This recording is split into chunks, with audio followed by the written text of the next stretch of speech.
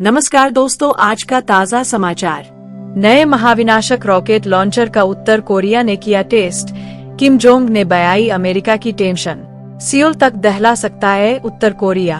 तो वही जेलेंस्की ने बनाया है पुतिन को हराने का बड़ा प्लान, बताई अपनी विजय योजना। रूस में यूं ही नहीं घुसी यूक्रेन की सेना।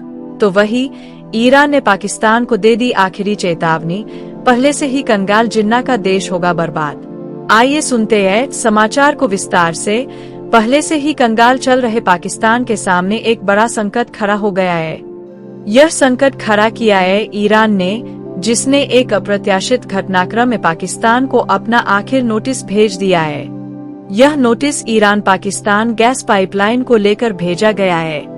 इसमें कहा गया है कि अगर पाकिस्तान 180 दिनों की पूर्व विस्तारित समय सीमा के दौरान गैस पाइपलाइन का निर्माण नहीं करता है, तो तेहरान के पास सितंबर 2024 में पेरिस मध्यस्थता न्यायालय में जाने के अलावा कोई विकल्प नहीं होगा।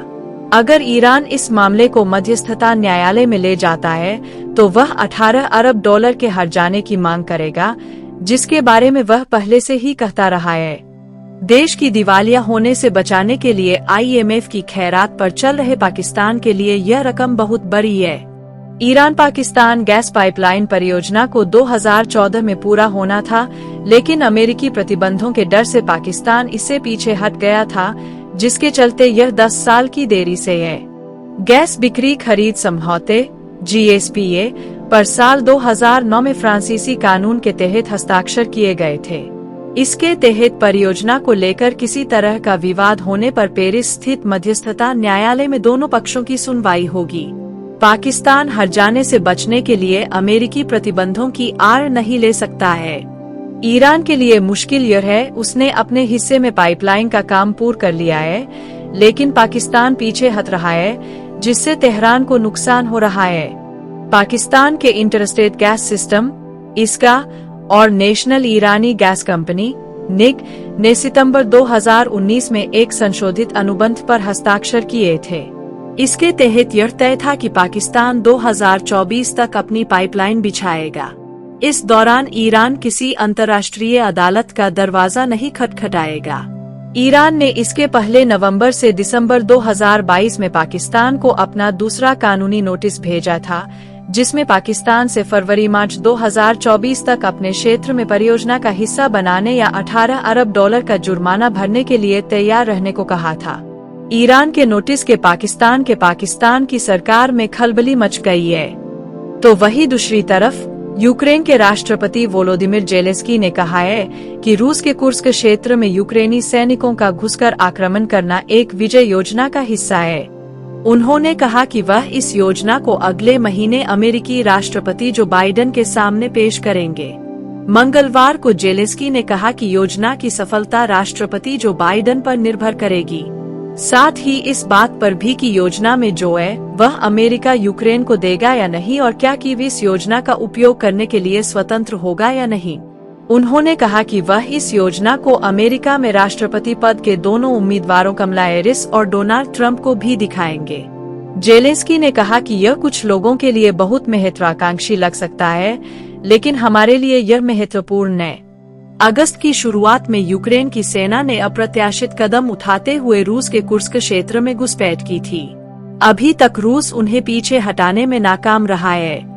BBC की रिपोर्ट के अनुसार यूक्रेन के कीव के शीर्ष सैन्य कमांडर जनरल ओलेक्जेंडर सिरस्की ने कहा कि यूक्रेन ने अब तक 1294 वर्ग किलोमीटर रूसी क्षेत्र और 100 बस्तियों पर नियंत्रण स्थापित किया है। हालांकि इन आंकड़ों की स्वतंत्र तौर पर पुष्टि नहीं हो पाई है। जनरल सिरस्की ने आगे कहा कि यूक्रेन का इस क्षेत्र पर कब्जा करने का कोई इरादा नहीं है और घुसपैठ का एक मकसद रूस की सेना को पूर्वी यूक्रेन में अपने स्वयं के आक्रमण से दूर करना था। इसी मंच पर राष्ट्रपति जेलेंस्की ने खुलासा किया कि यूक्रेन ने हाल ही में घरेलू स्तर पर निर्मित बैलिस्टिक मिसाइल का पहला सफल परीक्षण किया था।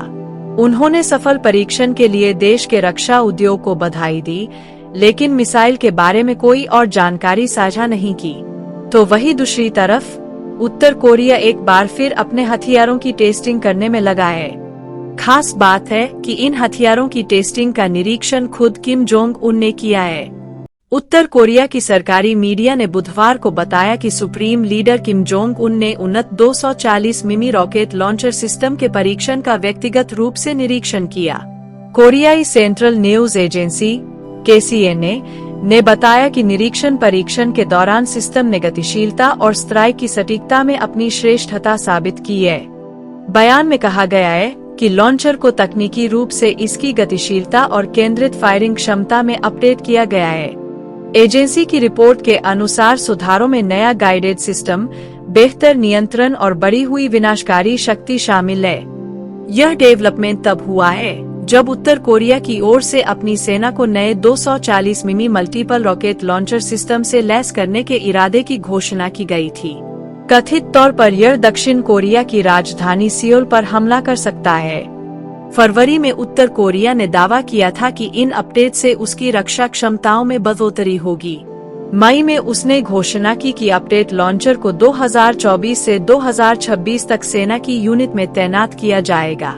इस सप्ताह की शुरुआत में किम जोंग उन ने नए आत्मघाती ड्रोन के टेस्टिंग की भी निगरानी की।